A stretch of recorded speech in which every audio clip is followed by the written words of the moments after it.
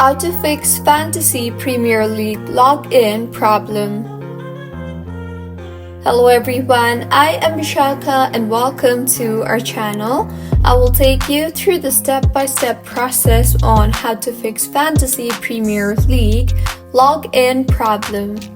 Now, let's get right into the tutorial. Firstly, go ahead and make sure you are using an updated version of the application. To check, open App Store and tap on the search bar and search for Fantasy Premier League and tap on that. Make sure the app is updated to its latest version for the app to function smoothly. Mine is showing open here, which means the app is up to date. If not, it would show update instead of open. Next fix for this issue is launch the settings application on your device. Now, tap on General and then on iPhone Storage.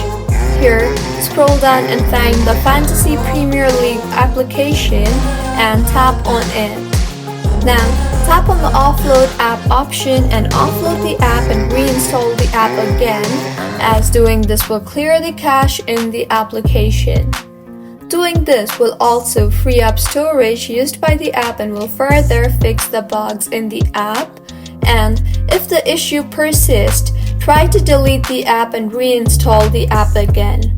To delete, go to your home screen and hold on the Fantasy Premier League option. You will see the Remove App option, tap on that and then tap on the Delete App option. In the pop-up that appears, tap on Delete again and then go ahead and open App Store and tap on the search bar and search for Fantasy Premier League application and reinstall the application again. And by now, your Fantasy Premier League application should be working just fine. So, this is how you can fix Fantasy Premier League login problem. If you find this tutorial helpful, please like the video and do comment if you have any queries.